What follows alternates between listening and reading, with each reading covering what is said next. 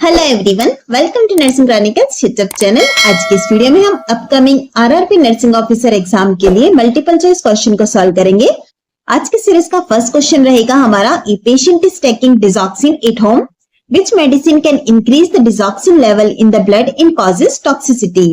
एक पेशेंट है हमारे पास जो कि घर पर डिजॉक्सिन को ले रहा है। निम्न में से हमारी कौन सी ऐसी मेडिसिन है जो कि डिजॉक्सिन के लेवल को इंक्रीज करेगी, जिसकी वजह से टॉक्सिसिटी हो सकती है। Option A potassium chloride, option B thyroid medicine, option C quinidine, option D Digibind. Right answer रहेगा हमारा यहाँ पर ऑप्शन सी क्विनिडिन। चलिए बात करते हैं हम यहाँ पर दिए गए चारों ऑप्शंस के बारे में। सबसे फर्स्ट देखेंगे हम option A potassium chloride.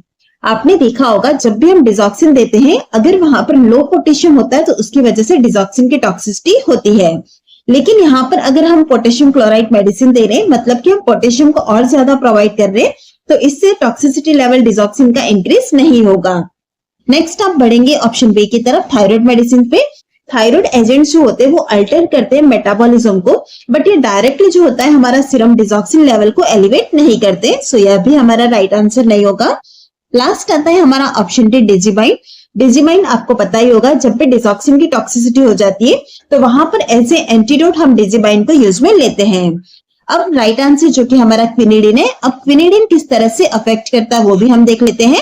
Medicine जो होती है वो रीनल क्लियरेंस जो होता है डिजॉक्सिन का, उसे डिक्रीज करती है। इसकी वजह से क्या होगा, जो हमारा सीरम डिजॉक्सिन लेवल है वो इंक्रीज हो जाएगा, और सीरम डिजॉक्सिन लेवल अगर इंक्रीज होगा तो उसकी वजह से डिजॉक्सिन की टॉक्सिसिटी का रिस्क हायर हो जाता है। इसीलिए हमेशा आपको याद रखना है, क्विनिडिन की वजह से हमारा डिजॉक्सिन टॉक्सिसिटी का लेवल इंक्रीज होता है। नेक्स्ट क्वेश्चन है हमारा, the nurse notes hyperventilation in a client with a thermal injury. She recognizes that this may be a reaction to which medication if applied in large amount. हमारे पास यहाँ पर एक client है जो कि थर्मल इंजरी वाला है। यहाँ पर नर्स इस क्लाइंट के अंदर नोट करती है कि हाइपरवेंटिलेशन हो रहा है। नीचे दी गई मेडिसिन में से कौन सी ऐसी मेडिकेशन होगी जिसे कि अगर हमने लार्ज अमाउंट के अंदर अप्लाई किया तो उसकी वजह से हमारा हाइपरवेंटिलेशन हो सकता है। Option Neosporin sulphate, option B mafenide acetate, option C silver sulfadiazine, option D povidone iodine. Right answer है हमारा यहाँ पर option B mafenide acetate. Neosporin sulphate, silver sulfadiazine और पॉविडोन आयोडीन, यह तीनों मेडिसिन जो होती है इसके साथ हमें हाइपरवेंटिलेशन का कंडीशन नहीं देखने को मिलता है। हाइपरवेंटिलेशन जो होता है मेफेनाइड एसीटेट के साथ देखने को मिलता है, और उसका रीजन यह होता है कि मेफेनाइड एसीटेट जो होता है उसकी वजह से मेटाबॉलिक एसिडोसिस होता है, और मेटाबॉलिक एसिडोसिस को कंपनसेट करने के लिए बॉडी ट्राई करती है बाय हाइपरवेंटिलेशन। तो अगर हमें हाइपरवेंटिलेशन देखने को मिल रहा है तो हमारे पास यहाँ पर कौन सी मेडिसिन हो सकती है, मेफेनाइड एसीटेट हो सकती है। नेक्स्ट क्वेश्चन है हमारा, a patient has pain in lower abdomen and can not pass urine, which medicine will the doctor prescribe to help pass urine. एक पेशेंट ही हमारे पास जिनका कंप्लेन है लोअर एब्डोमेन के अंदर पेन का, इसी के साथ ही वह यूरिन को पास नहीं कर पा रहा है, यानी कि यूरिनरी रिटेंशन वाला केस है। ऐसी कंडीशन के अंदर यूरिन को पास करने के लिए हेल्पफुल रहने वाली कौन सी ऐसी मेडिसिन होगी जो कि डॉक्टर प्रिस्क्राइब करेंगे। Option A condom catheter, option B bethanechol, option C adrenaline, option D atropine sulphate. Right answer रहेगा हमारा यहाँ पर ऑप्शन बी बेथानिकॉल। चलिए हम रेशनल की बात भी कर लेते हैं। सबसे फर्स्ट आप देखेंगे option A condom catheter. Condom catheter जो होता है वो हेल्पफुल रहता है टू कलेक्ट द यूरिन, इसका यूरिनरी रिटेंशन के अंदर हेल्पफुल नहीं रहता है। नेक्स्ट जो कि हमारा राइट आंसर है बेथानिकॉल। बेथानिकॉल किस तरह से एक्ट करता है, यह हमारी एक कॉलिनर्जिक ड्रग है जो कि ब्लैडर को कॉन्ट्रैक्ट करने के अंदर हेल्प करती है, जिसकी वजह से यूरिन कम आउट होता है बाहर की ओर। नेक्स्ट आप देखेंगे एड्रेनालिन। एड्रेनालिन की वजह से ब्लैडर रिलैक्स होता है, जिससे क्या होगा, हमारा रिटेंशन का केस और ज्यादा वर्स्ट हो सकता है। लास्ट है हमारा option D atropine sulphate. Atropine sulphate जो होता है वो ब्लैडर कॉन्ट्रैक्शन को ब्लॉक कर देता है, और इसकी वजह से भी रिटेंशन का केस और ज्यादा वर्स्ट हो सकता है। क्योंकि हमारे पास यहाँ पर यूरिनरी रिटेंशन का केस है, तो हमारी हेल्पफुल मेडिसिन रहेगी बेथानिकॉल। नेक्स्ट क्वेश्चन है हमारा, a pregnant women with diabetes finds it difficult to control her blood sugar during the second pregnancy. This happened because हमारे पास यहाँ पर एक प्रेग्नेंट वुमेन है जो कि डायबिटीज के साथ में है। यहाँ पर सेकेंड हाफ ऑफ प्रेगनेंसी में क्या होता है, ब्लड शुगर को कंट्रोल करना डिफिकल्ट होता है। तो उसका रीजन क्या है यह पूछा गया है। ऑप्शंस दिए गए हमें, ए decreased glomerular filtration and increased tubular absorption. Option B, decreased estrogen level. Option C, decreased progesterone level. Option D, increased human placental lactogens level. Right answer रहेगा हमारा यहाँ पर option D, increased human placental lactogen level. चलिए हम सारे ही option का description देख लेते हैं। सबसे फर्स्ट बात करते हैं ऑप्शन ए की, decreased glomerular filtration and increased tubular absorption. Glomerular filtration के अंदर अगर किसी भी तरह का चेंजेस होता है तो इसकी वजह से हमारा जो है किडनी फंक्शन अफेक्ट होता है। यह पुअर इंसुलिन इफेक्टिवनेस का रीजन नहीं है। नेक्स्ट हम बात करते हैं ऑप्शन बी और ऑप्शन सी की, यानी कि decreased estrogen level and decreased progesterone level.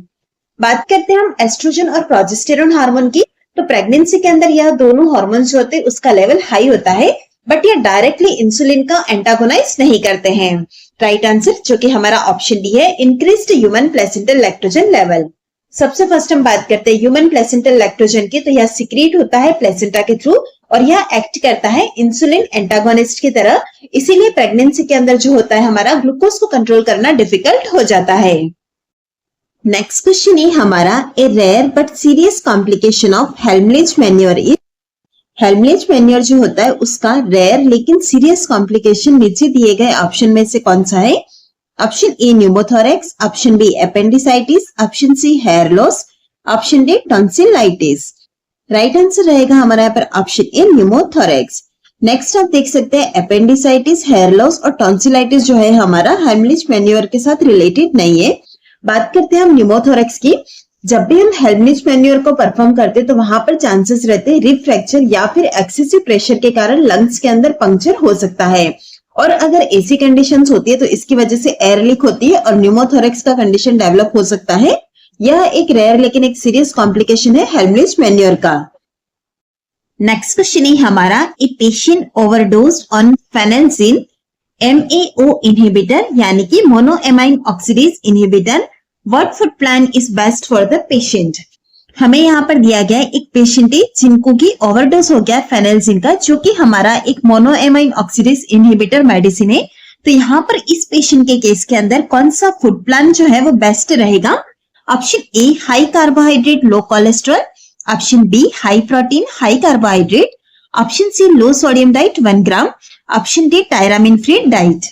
Right answer रहेगा हमारा यहाँ पर option D tyramine free diet. चलिए इसका रेशनल क्या है वो भी हम देख लेते हैं।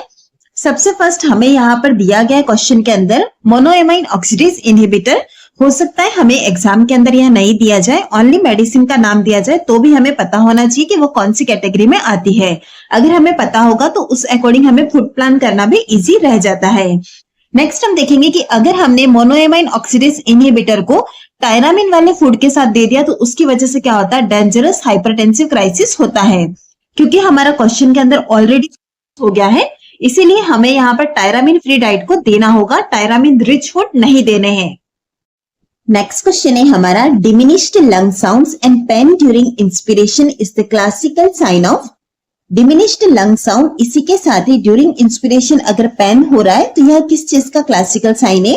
Option A haemothorax, option B pneumothorax, option C pyothorax, option D chylothorax. Right answer रहेगा हमारा यहाँ पर ऑप्शन बी न्यूमोथोरेक्स। चलिए इसका रेशनल भी हम जान लेते हैं। सबसे फर्स्ट हम बात करने वाले हैं ऑप्शन ए यानी कि हीमोथोरेक्स के बारे में। हीमोथोरेक्स का मतलब होता है collection of blood in pleural cavity. बात करते हैं इसके सिम्टम्स की, तो इसके अंदर हमको देखने को मिलता है हाइपोटेंशन, डिज्निया और डल परकशन नॉट होता है, लेकिन यहाँ पर प्लूराइटिक पेन या फिर ड्यूरिंग इंस्पिरेशन जो पेन होता है वो हमें नहीं देखने को मिलता है। नेक्स्ट हम बात करने वाले हैं ऑप्शन बी न्यूमोथोरेक्स की। न्यूमोथोरेक्स का मतलब होता है एयर इन प्लूरल स्पेस। इसके साइन के अंदर आपको देखने को मिलेगा सडनली चेस्ट पेन होगा, डिमिनिश्ड या फिर एब्सेंट ब्रेथ साउंड्स रहेंगे, इसी के साथ ही हाइपर रेजोनेंस ऑन परकशन रहता है और शार्प पेन होता है ड्यूरिंग इंस्पिरेशन, जैसा कि हमें क्वेश्चन के अंदर भी दिया गया है। इसीलिए हमारा राइट आंसर ऑप्शन बी है। नेक्स्ट हम बढ़ते हैं ऑप्शन सी की तरफ, पायोथोरेक्स। पायोथोरेक्स का मतलब होता है कलेक्शन ऑफ पस इन प्लूरल कैविटी।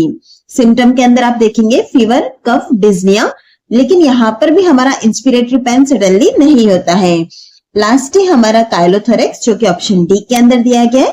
काइलोथोरेक्स का मतलब होता है फ्लूइड इन प्लूरल कैविटी। इसकी वजह से क्या होगा, यह प्रेजेंट होगा विथ मिल्की प्लूरल इफ्यूजन। सो इस तरह से आप देख सकते हैं हमारे पास दो चीजें यहाँ पर दी गई थी, डिमिनिश्ड लंग साउंड और फिर था हमारा पेन ड्यूरिंग इंस्पिरेशन। तो वो चीज हमको देखने को मिलती है ऑप्शन बी यानी कि न्यूमोथोरैक्स के साथ में।